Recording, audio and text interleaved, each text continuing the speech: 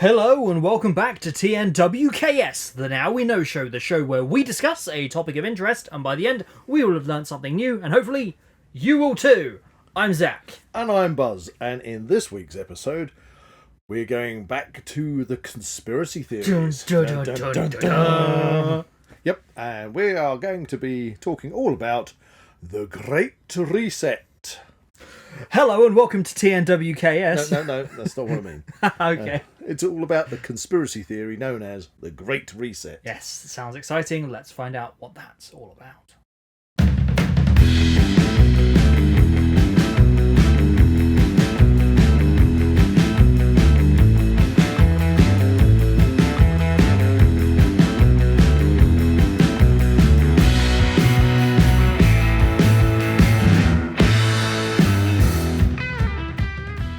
If you enjoy the Now We Know Show podcast, support Zak Wylde Productions on Patreon or join our members on YouTube for early access, ad-free content and exclusive episodes. So, before we find out all about what the Great Reset... I have to say it like that. The Great Reset. It's time for... Weird and Wonderful! Yeah, I like starting off the show on a high note, especially when we're dealing with a subject that could ultimately turn out to be kind of depressing. I don't know. A complete fallacy. We don't know. We shall see as we go along discussing the Great Reset. The ins and outs of it, yes. As you say, it's Weird and Wonderful time. So I've got the Weird and Wonderful this week. Okay.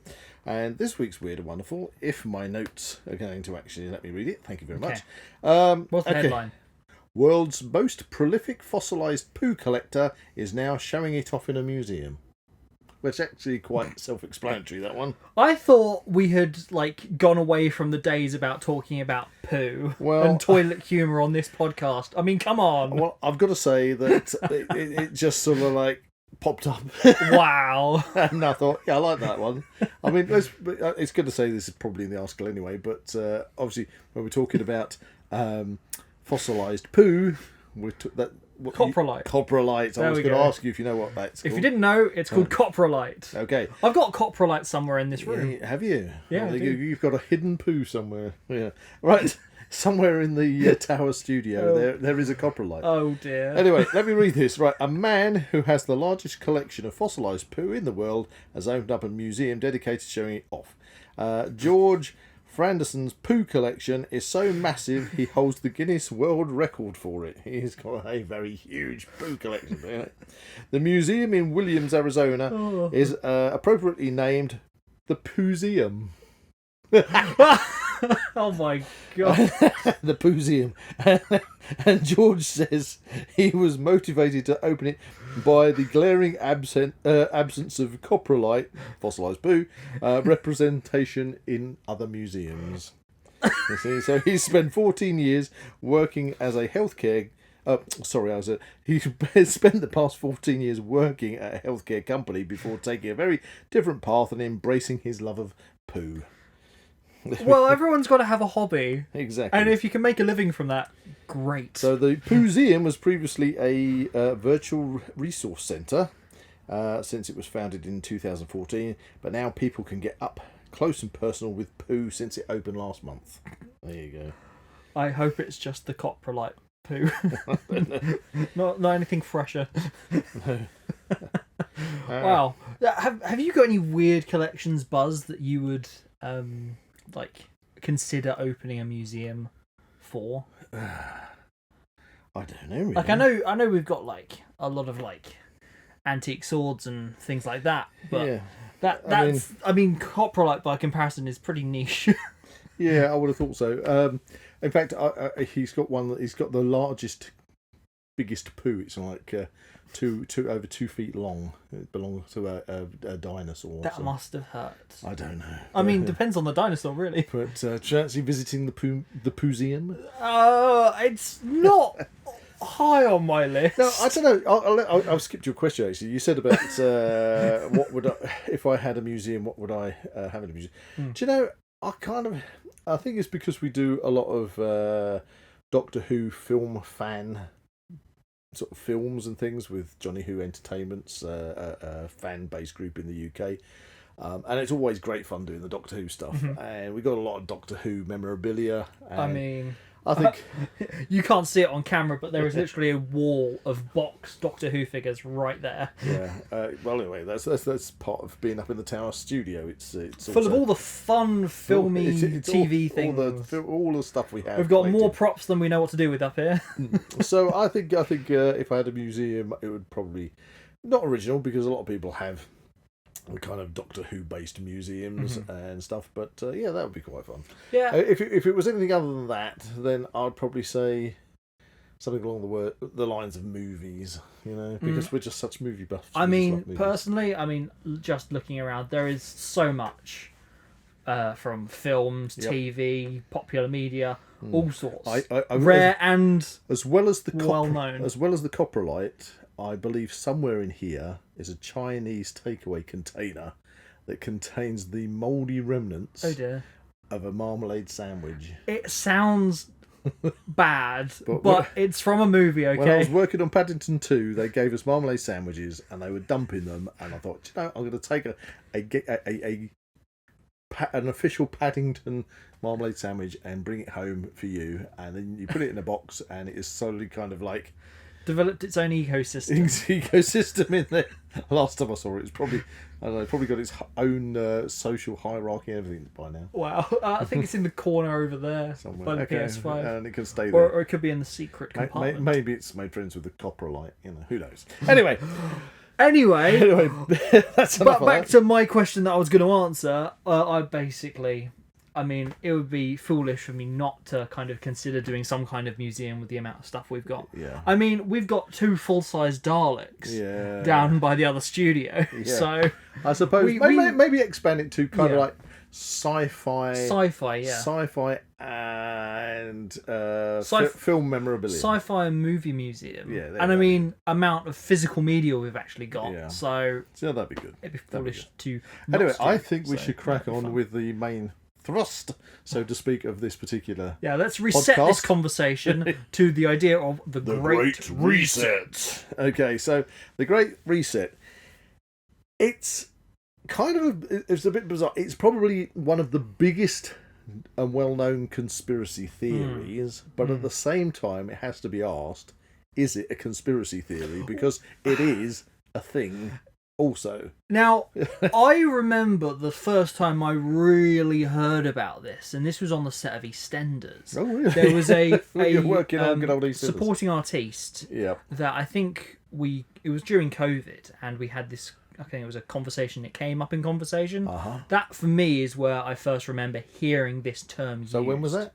This was kind of 2020 peak COVID time. Interesting you should bring that up, because that is one of the sort of founding years of the actual conspiracy theory itself. So so the Great Reset, kind of after doing the research on it, because you hear a lot of stuff, some of it very, very wild and wacky and other stuff. So we've got to kind of like look at its roots and discuss this and, see where it leads us. Exactly, yeah. But I think the roots of it start with a Danish MP known as Ida Auken, who she posted up online a thing that also has been tied in with the Great Reset, and it is a phrase which has become well known, so I think you've heard of it.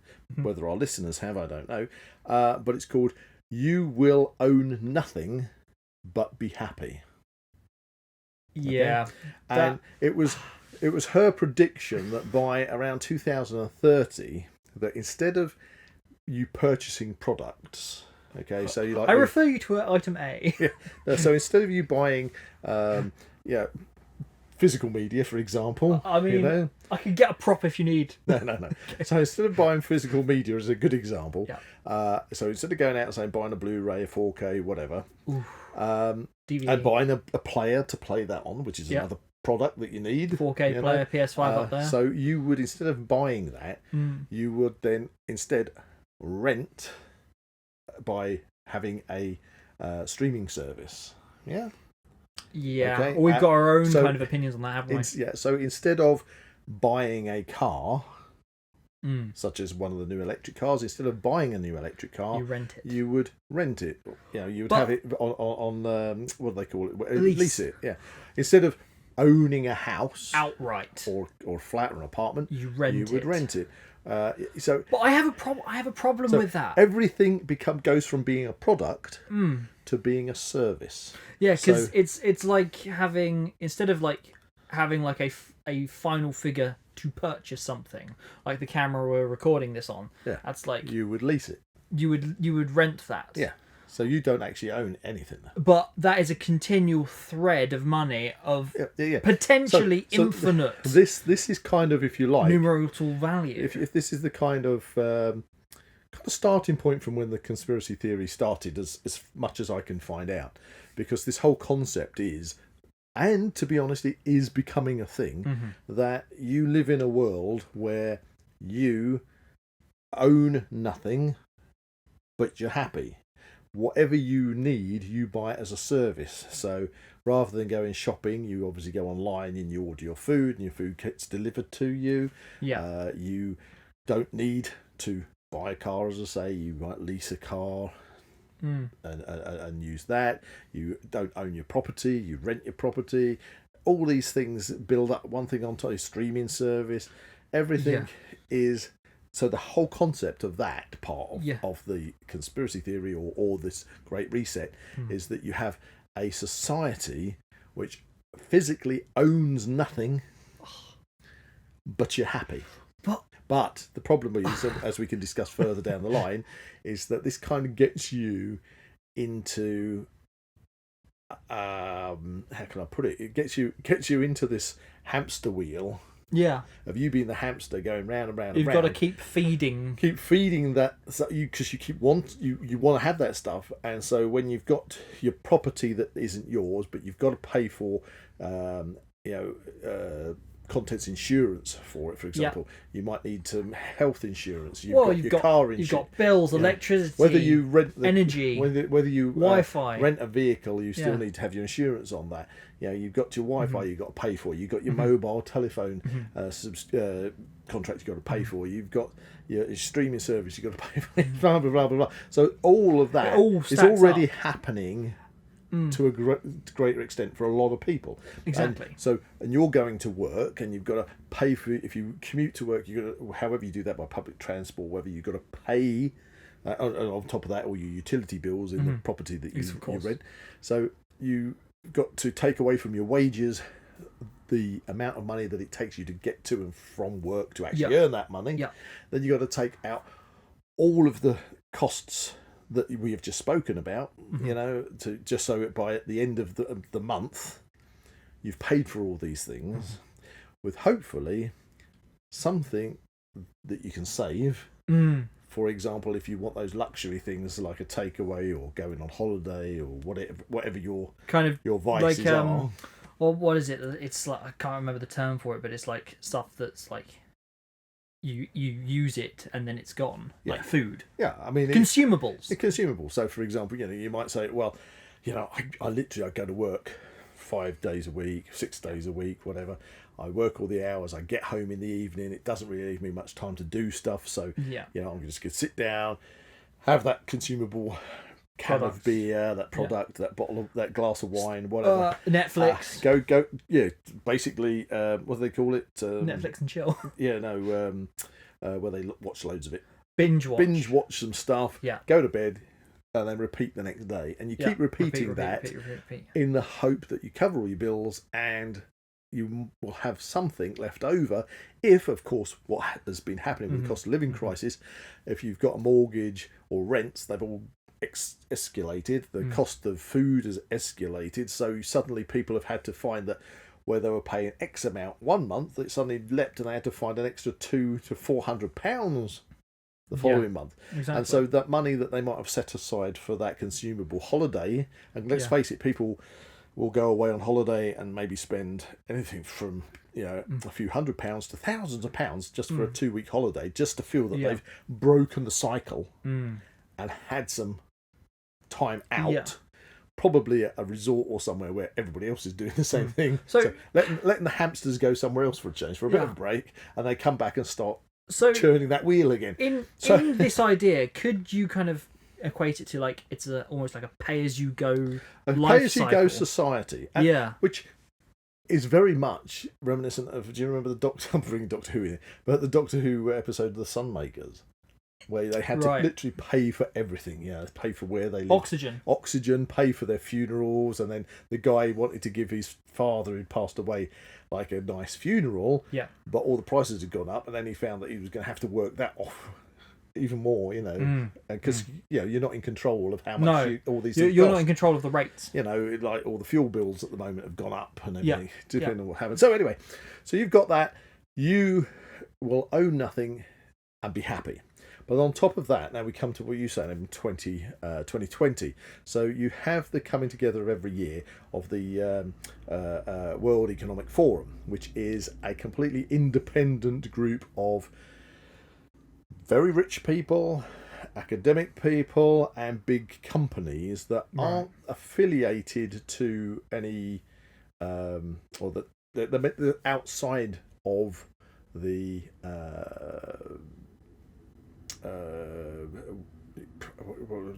political society, the political system forum. That's it. The system. They're this group. They're not meant to have any political affiliation, power, if you know what I mean. Okay. But it is such a big organisation that is literally. Yeah. Okay, so I wrote a couple of notes down. To be a member of the World Economic Forum, an individual member, so if you're a really rich individual person, you'll be paying £23,000 or 23k, I don't know if it's in pounds, euros or whatever, a year. If you are a smaller company, I think it's 552,000, and a big company, it's £630,000 a year to be a member. Now, the World Economic Forum is made up of companies like Amazon, Apple, Microsoft, Coca-Cola. I was going to say all the major banks, pharmaceutical companies, all the super rich. Everybody's in there. Facebook, everybody is in this. And of course, it does kind of bring up the question as to why. What is it for? Because it's you could argue that it's the super rich and the rich companies all being in a club together to enable them to earn more money and to try and, supposedly it's outside of the political spectrum, forum, but come on, I think it's fair to say that they've probably got a lot of sway with people. They've got hands in pies. Fingers in pies, hands in pockets. Okay. Okay, so where it's meant to be an independent group, which is meant to be there for the betterment of the world, the betterment of everybody in the world, and to help with that's the premise, fighting isn't it? Against global warming and exactly, and of course you can take it for its face value, or with all its good intentions, or you could say, well, actually, there's a huge amount of businesses and companies there that make vast amounts of money, and they want to continue to make vast amounts of money. And it was in 2020 that Klaus Schwab at the World Economic Forum held in Davos. Where is that? Davos is in Switzerland. It's held there every year. So now you know, show. There we go. I thought you were going to make a joke about Davros. Then, Davros! Of course. Why wasn't I thinking of that? You missed your chance. Oh, honestly. I mean, come on. Secretly in a bunker they got. Come on, Davros. Zach. It's all the Daleks, okay? They're in Switzerland, right, in Davos, and you got all these huge, multi-billionaires and multi-billion eye-watering numerations of money, all talking about making a better world. Yeah. Okay.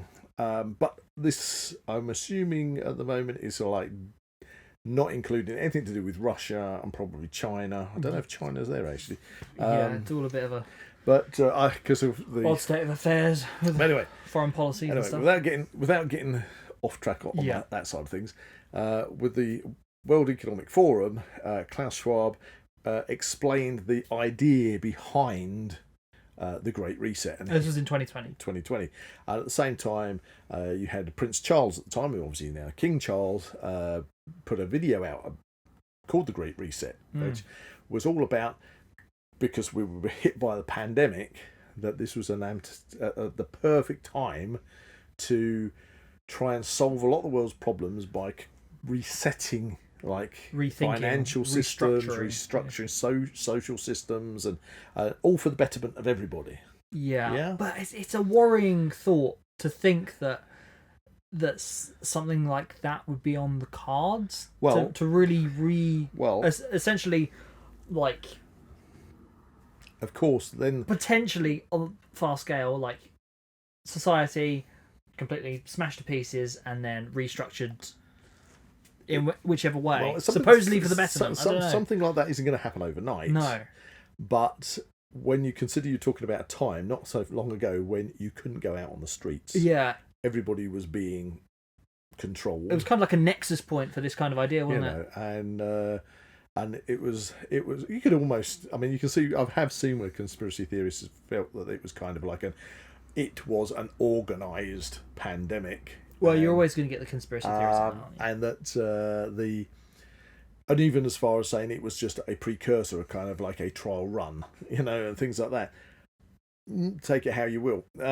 But the point behind it also coined the phrase "a new world order." So the whole point was you had this great reset, creating a new world order based upon this "you will own nothing and be happy" society. Idea, which also brought into play the idea of the 15-minute cities or 15-minute towns, or I think in America it was 20-minute suburbs or something like that, which is all about wherever you live, that everything you need should be within a 15-minute radius or 20-minute radius, so you don't need to have a car.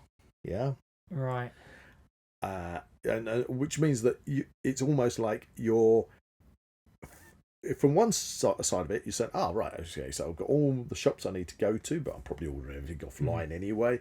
I've got all the entertainment I want through my subscriptions, or if cinemas still exist, you're going to maybe go to the cinema. Go on, cinema. Or you go to You're awesome. Pubs and clubs and things. You're going to have your be able to see the doctor, go to the surgery, go to the hospital, go to the dentist, go to the gym. Go to the gym. All these things in this little bubble. So you're in your bubble, and of course that's kind of a way, if you like. Then when you add to that, everybody living in that bubble are then living in this service society where you own nothing and you're happy. So all the little hamsters in that bubble are spending their days spinning the wheel to earn the money to pay for everything just so they can get to the end of the month. Meanwhile, of course, the bigger picture is, there are interest rate rises, there are fuel cost rises, there are, food hikes and all these things that go up and down. And so if companies, obviously to do with the World Economic Forum, can flex their muscles and cause adjustments.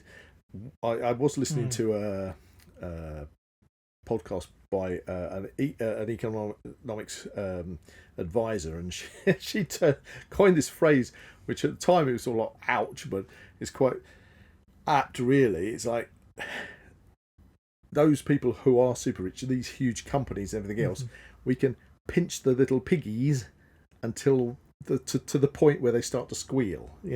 We're always looking to pinch the little piggies to the point where they squeal to get as much money out of them. You see, that's a horrible thing. I know. So you get your hamsters doing that thing, like that at all. And of course, if people are always trying to, if everyone is always feeling the pinch, always trying to feel the pinch, always trying to get on top of things, but the cost of living is, and of course, you're paying out for all these services all the time, and of course, if you stop paying for those services, then you don't own the thing. Exactly. That is what I hate about this kind of idea, is because as soon as you say no, I'm not doing that, you lose it. That's it. So a good example, going back to our physical media, if you have a streaming service where you are renting your films, you say, I can see this film whenever I want. I can watch this new TV series that's just come out. I can binge watch it one evening, done. And then you say, well, actually, I've got to cut back. I've got to cut back. So I'm being forced to cut back. I need my mobile phone for work, so I'm going to have to keep that. I'm just going to have to get rid of some of the luxury, so I'm afraid the streaming services go. Got to go. Then you all the movies and everything you've been watching, you don't own them. You can't watch them anymore. One of the biggest things on this point is the idea that you can buy a movie so you can watch it as many times as you want. Oh yes, you can buy a movie on a streaming service. It says buy or rent. Yeah, but you don't own that movie. You're just buying the right to watch it as much as you'd like. Yeah. In which sense, if you stop said subscription, you can't access it. That's gone. It's gone. Your right to that movie is gone, despite you paying for it. Exactly. Even on a bigger scale now, it has become increasingly prevalent that on certain streaming services, particularly big ones, I'm going to say it, Disney, all right? Okay, Disney, yep. There is an ever-increasing notion that they're actually removing stuff. Yep. And sure, you think, okay, worst case scenario, I could resort to the physical media purchases and everything on that. However, these are streaming exclusives. Right. So they ain't not coming out. Oh, I see. You mean right. So if you're watching something like, I think Mandalorian has come out, hasn't it? Mandalorian has come out as a deluxe limited edition, so they can squeeze that money out of you just so you buy the Steelbook 4K.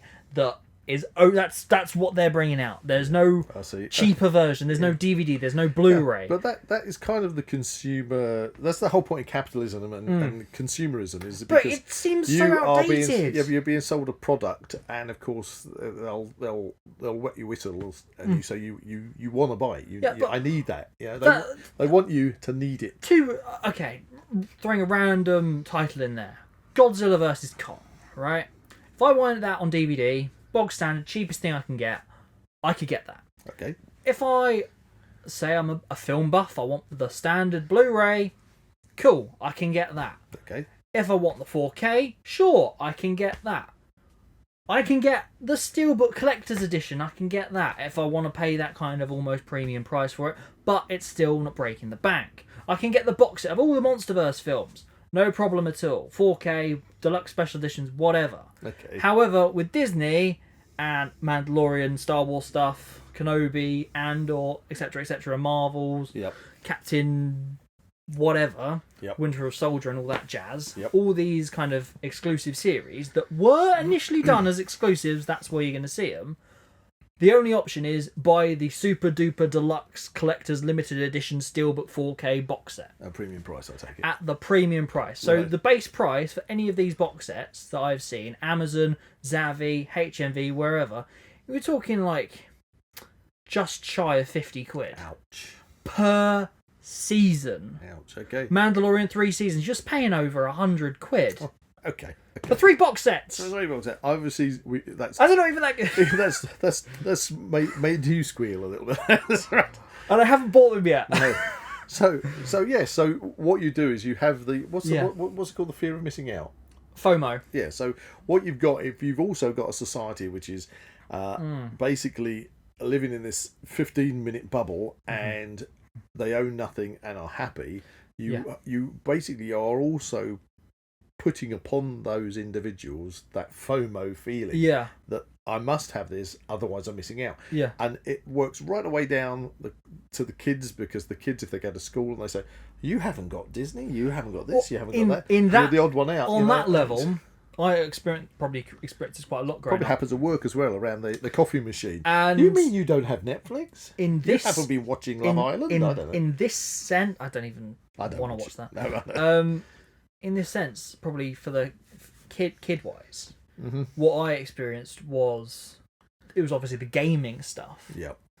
Obviously, I grew up. I did eventually get a PS3 and love that console to pieces. That was like obviously, subsequently, PS4s came out. Yep. I didn't get into that. I was just stuck. No, we didn't. No, we skipped to the PS5 now. Yep. It's over there. But again, going back to the subscription aspect. Yeah, because playing online on PS3, completely free. Completely free. All you needed was PlayStation account. That's it. No subscription required. If you had a friend on the other side of the world, you could play with them. You could play with them. Now It's subscription. it's a subscription-based thing for the same thing that's free on an older console. Yeah.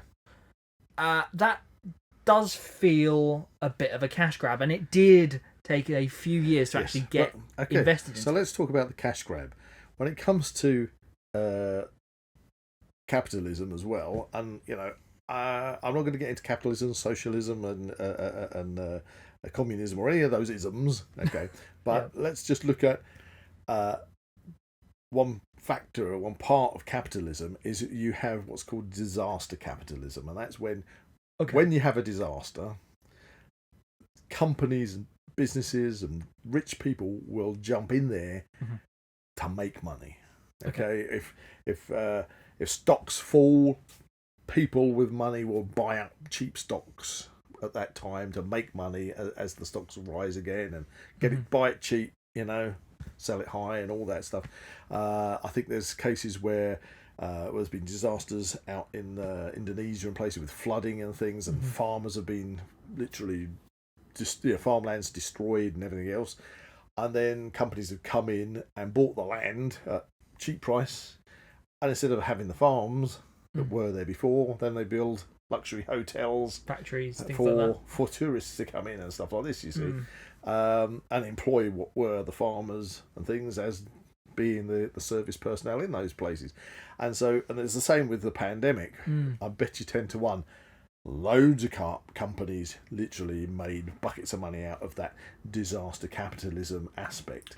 Well, a very big one on that front would obviously be the home delivery kind of sector. Home deliveries. I mean, Amazon, I think the profits and things, I have no official figures on that, but it's very blatantly obvious that must have boomed. Yes, and don't even talk about PPE.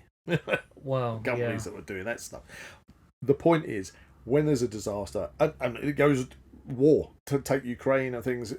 I don't know exactly the ins and outs of. I mean, obviously, countries, Great Britain, America, places supplying weapons and things. Those weapons have got to be supplied. Those weapons have probably become, whether they ever get paid for or not, or whether it becomes national debt for Ukraine, or whenever there are conflicts around the world, say with obviously. With what's happening in the Middle East at the moment and things, then there are businesses out there, arms companies, arms dealers that are making money out of what is basically disasters, So that is a dark side of capitalism, but it's there, and on the opposite side, if you have somebody who starts a business, say it's a coffee shop that was never there before, and that person starts a coffee shop and they employ half a dozen people in that coffee shop, then those people that have got those jobs have now got a job that can pay their subscriptions and can pay their rent and everything else. It's capitalism that way isn't a bad. It's kind of an odd state of affairs, because one way you can say, oh, that's exploitative and all that jazz, but in another way it could be the kind of, this is actually providing a better life, this is helping. Well, again, it's a matter of perspective, isn't it? It's this very difficult thing, because depending on which way you want to look at it, whether you want to look at it from a sort of like, you could say that the 15-minute bubble and the own nothing and be happy is a very socialist way of doing it, because if everybody is kind of equal, then you would assume this is kind of like almost like a Star Trek utopia kind of world. But it also has the smatterings of that Demolition Man world, where on the surface everybody's equal, everybody's living this. Honestly, this is a side note, but I watched Demolition Man. It must have been a month or two ago at the cinema, and that has taken on a whole new meaning for me. Underneath, you've got to go watch it. Yeah, but underneath, you've got all the people that haven't got anything. Yeah, you got the people that said no. Yeah, the people that said no. It's that line between almost exploitation and support. But where are you sitting on that scale? But that's one of the big problems. Oh, the people making the decision, or the people that are feeling the effects of the said decisions. I don't know. So what we're talking about is the conspiracy theory. The whole point of the New World Order, the whole point of the Great Reset, it was and is a thing that has been spoken about by the World Economic Forum. It is a thing that kind of, I assume, is being slowly put in place and has been, they were talked about as being a golden opportunity because of the pandemic to start to initiate this protocol and everything else. But nothing really has changed, has it? We've had the pandemic. We're not here as we're doing this podcast, sitting here in a 15-minute city. We're not sitting here where we are renting everything and own nothing, you know? Well, so I look at the things in this room. This is what I own. Yeah, I know. And I'm happy with the things I own. Yeah, exactly. You're happy with the things you own. And we'll touch upon that a bit later on. But the thing is, nothing has in reality really happened.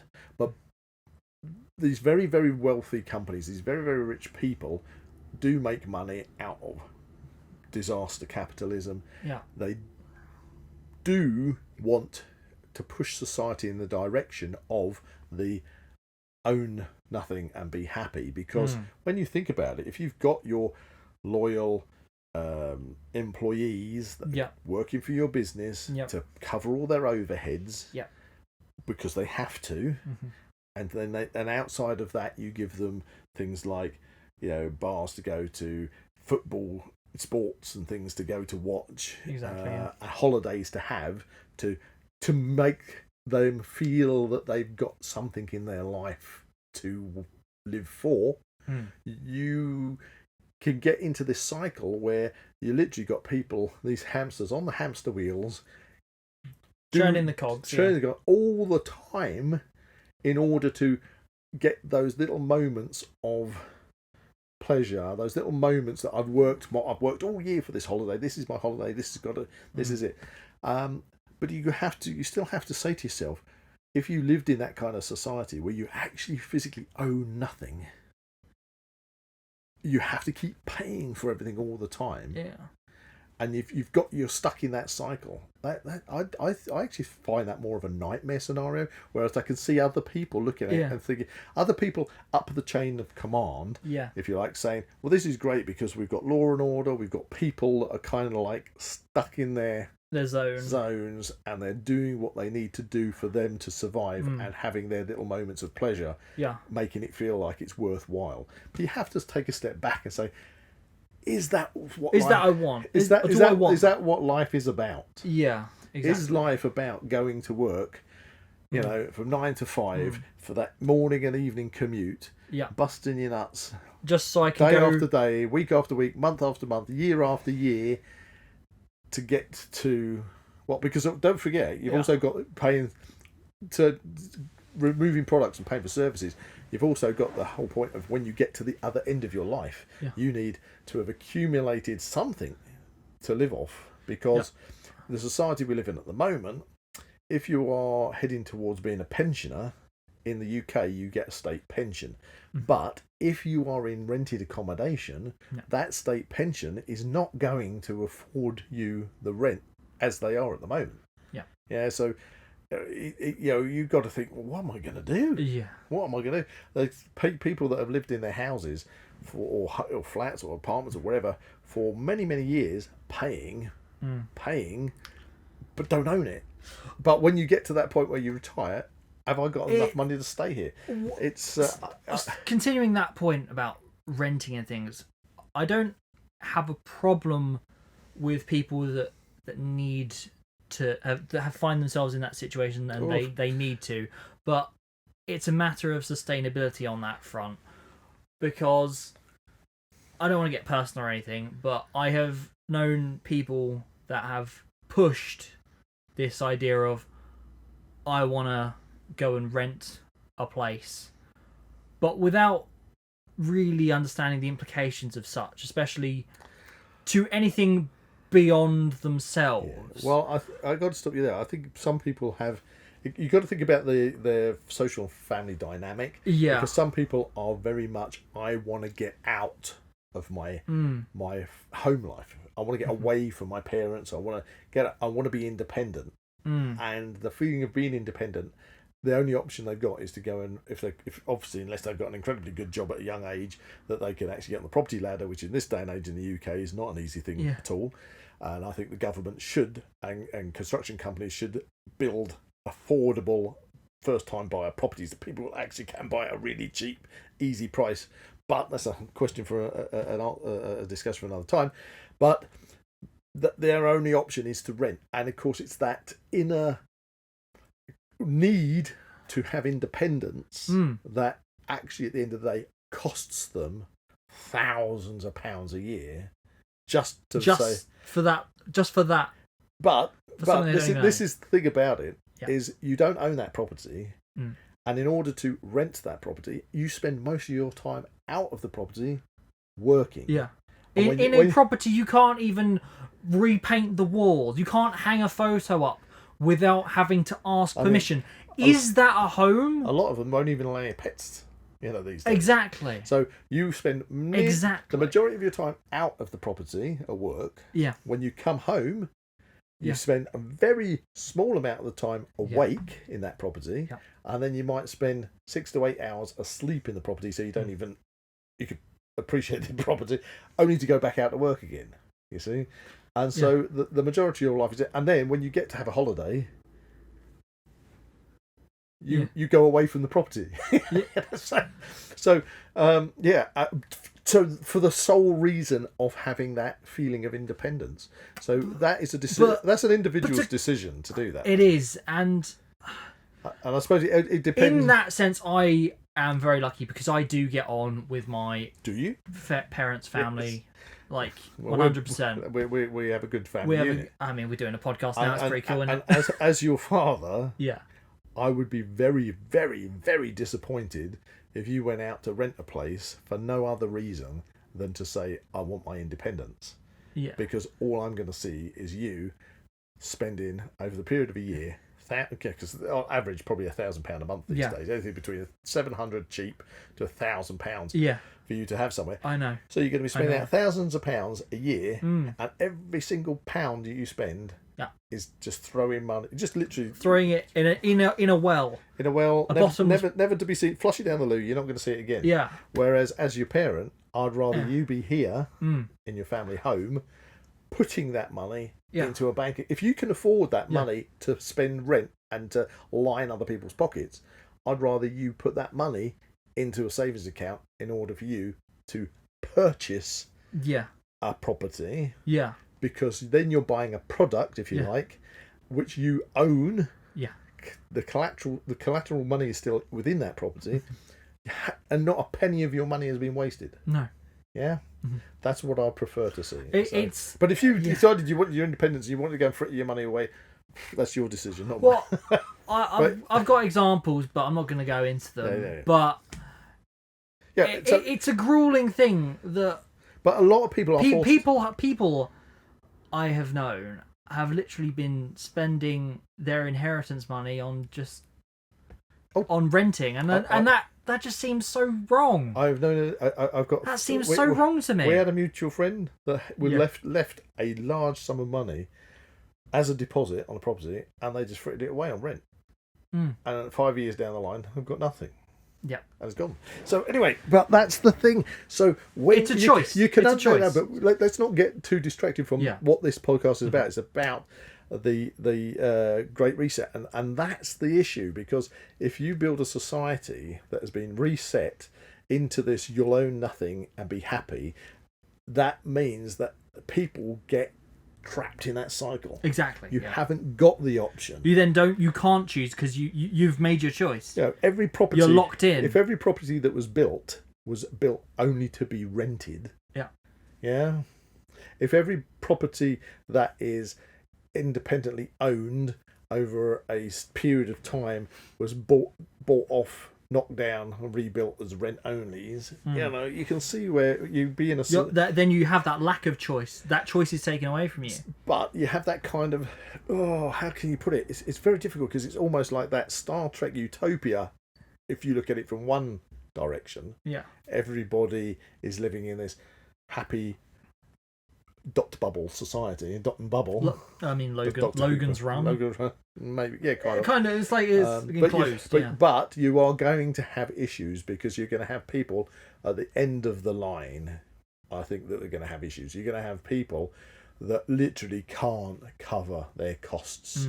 And society, you're going to say, do I really want these people in my 15-minute city? We need to push them out. Yeah. When does it come that kind of bubble of support and help and everything? When does that suddenly? But ultimately, it's off? all those huge, big companies, all those big, vastly rich and wealthy people that are making money out of that system. Yeah. And then if you do have disaster situations and they can make even more money, it's the little hamsters that are going at it all the time. So that's what the Great Reset conspiracy is all about. Yes, it is a thing because it was really spoken about by the World Economic Forum. But is that a mask for a sort of deeper, more sinister thing? Which is what a lot of the people have surmised why it's become known as a conspiracy theory. Or is it something that is meant to be for the good of the whole? Yeah. Well, which just leaves us with, what if you don't want to be part of that? I suppose. There's two things that are happening now. I said earlier, nothing's really happened, but things are happening because we've already said people are doing things like streaming services. People are renting cars. People are having to rent properties because they can't afford properties. People are... The cogs are moving in this direction. direction. People are more and more having things that they pay for on a monthly basis because they're out of need, Yeah. And then with the introduction of AI, that all those things are going to be all part of this structure of this owning nothing and being happy society. But so what can you do if you don't want to be part of that? Okay, I don't know exactly. I've got no answers really, but all I can say is that if you don't want to be part of that dot and bubble world. Society, that world, if you don't want to be part of that, and obviously living in the society we do at the moment, the only kind of way out of it, unless you're going to completely turn your back on it and somehow manage to get to live off grid. Well, I was going to say that. Which is very different, especially in the UK, because you can't even own a plot of land in the UK and live on it yourself without getting permission off your local council and having to pay your council tax on a monthly basis. To prove that you can live sustainably. Exactly. Well, you've got to do that, and you've got to pay for your... Obviously, there's got to be a certain thing. You need water, for example, unless you've got the permission to extract your own water from... I think there's all sorts of ins and outs of living off grid in the UK. You might be able to do it easier in places like... United States, Canada, places like that.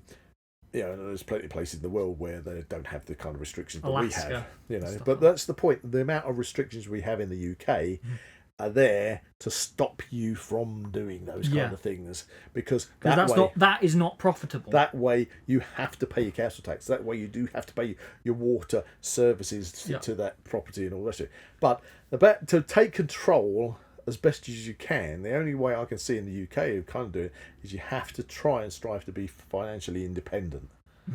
And if you can be financially independent, so you don't have to buy into all these services, you don't have to rent because you've put all your what would have been rent money. If you can do it, if you work a plan out that's going to allow you to get your foot on the property ladder and buy bricks and mortar, so that you can say that is mine, because if you can buy a property, all the money you put into it, you're going to get back. Exactly. Yeah. It's an investment. It's an investment, but you're not going to spend it unless you're going to. When you get older, you're going to downsize or something like that. But the point is, you're not just flushing your money down the loo. Yeah. And then if you look at other aspects in your life, like the streaming services and everything, they're all choices that we are kind of made to feel that we need. Yeah. And that you're something... like it's a basis for a standard of living. Yeah. You mean you haven't got that? Oh dear. Yeah, you're different. Do I want to know you if you... It's very odd, some people's view of what is deemed as a suitable standard of living, and... Yeah. missing out on certain things. Well, that's like the fear of missing out again. That for some, like having a huge TV, it's not essential to have a massive TV with all the streaming services on it. But some people deem it thus that if they can't have that, they are living substandard. Yeah, but that's when you get into another kind of hamster cycle, because there's lots of people that try and I've said this before, don't try and keep up with the Joneses, because if you knew the truth, the Joneses are up to their neck in debt. So, but you get people that they want, if they got a bigger house or they want the posher car, I'm going to go instead of renting the new electric car, I'm going to buy a £70,000 electric car. I am going to go off to the Maldives on a £10,000 cruise, or I don't know what. They got the money to do that, but what they do is they then make themselves a kind of a level that they themselves are probably having to fund that lifestyle. Yeah. And anything goes wrong, they're in fear of falling off the shelf, if you know what I mean.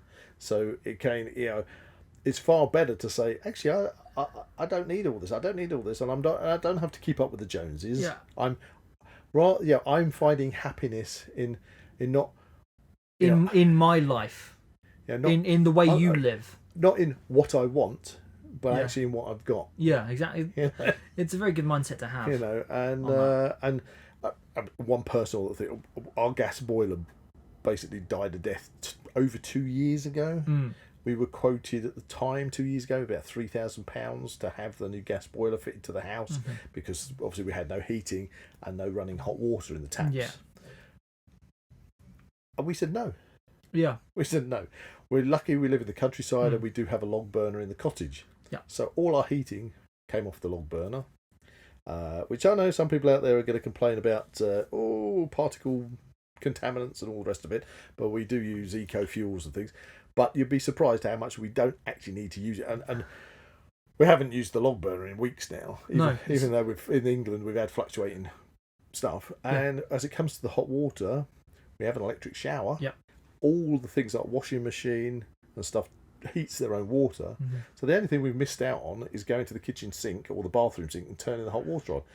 So what we do, if you really want a sink full of water, we just boil some on the stove. Exactly. And for 2 years, that meant that our gas bill has been, I think, about £16 a month, which is like, and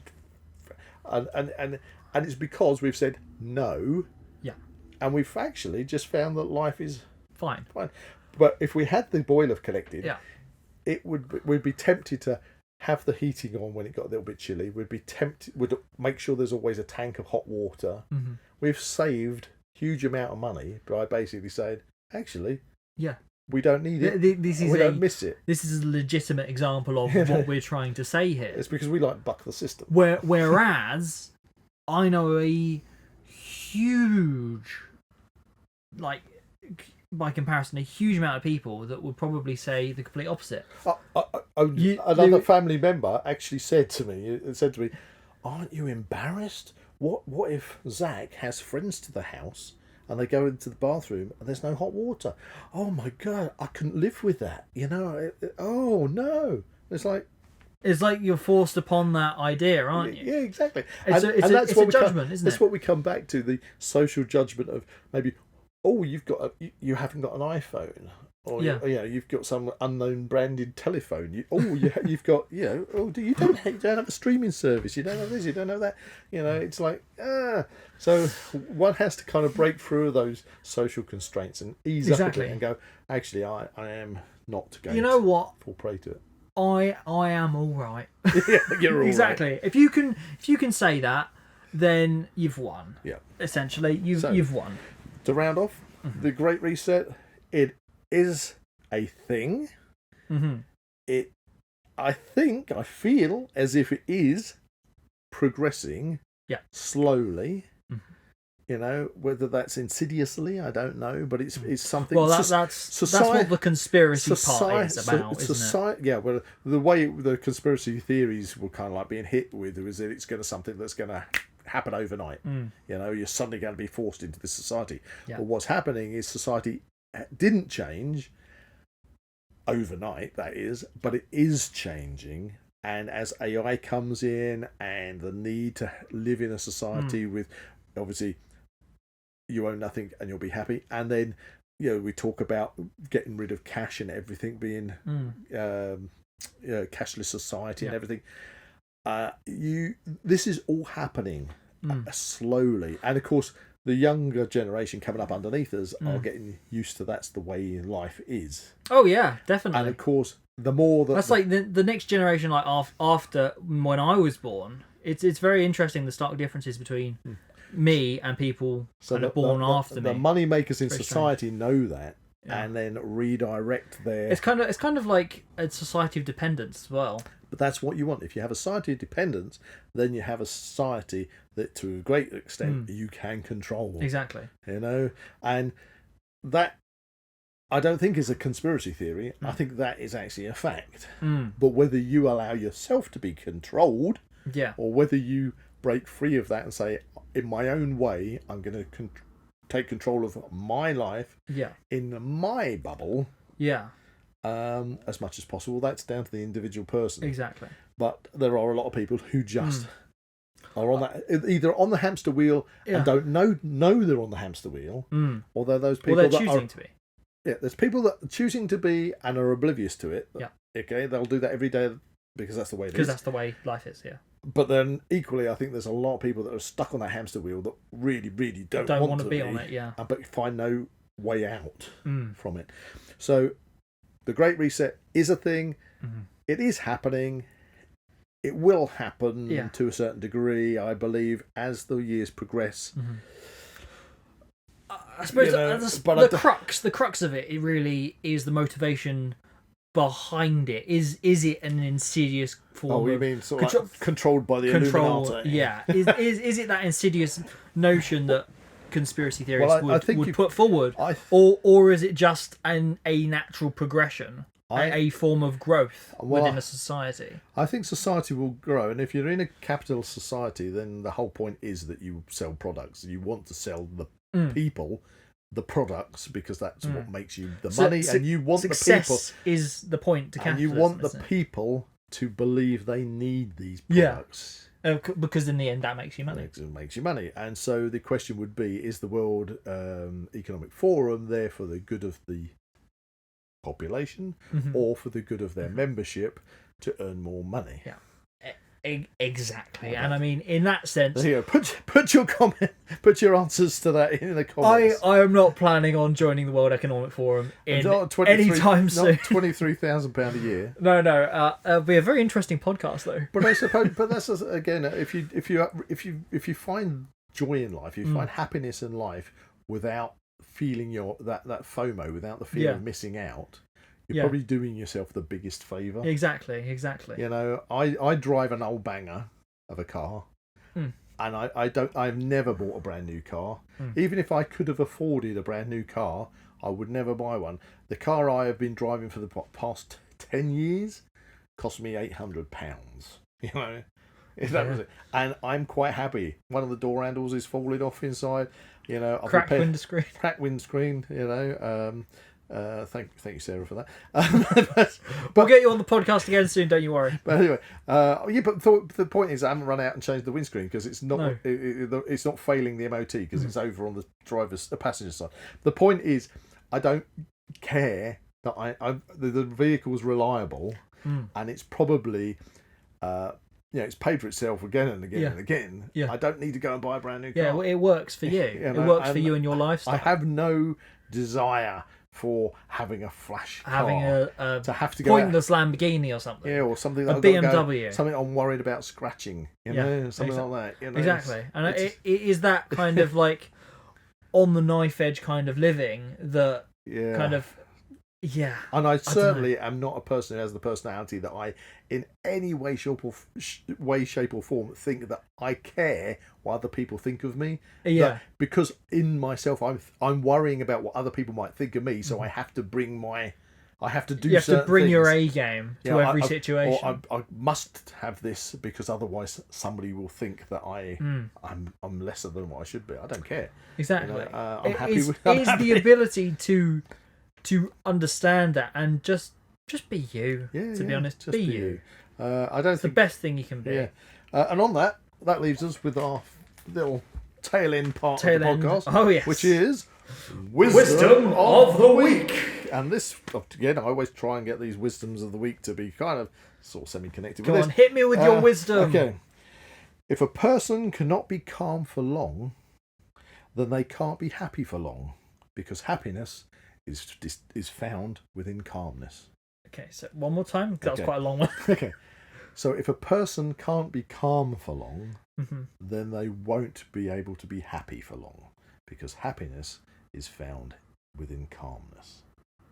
Ooh. Yeah, that works. Yeah. Well, I honestly, I should put some kind of compilation of all these wisdom of the weeks together. Okay. I should put it on YouTube and it'd be like, yeah, that's inspiration. But anyway, I like that. So the Great Reset. Yes, it is. It's time to take a recess. It is a real thing. It has been talked about. Yeah. They are trying to put it into place. It's not going to happen overnight. It is happening. Society is slowly accepting things as it goes along. Whoever's listening to this, one day you'll be the old guard going, oh, I remember things when they were before this, while other people are walking around in this world of owning nothing and being happy. Happy little hamsters.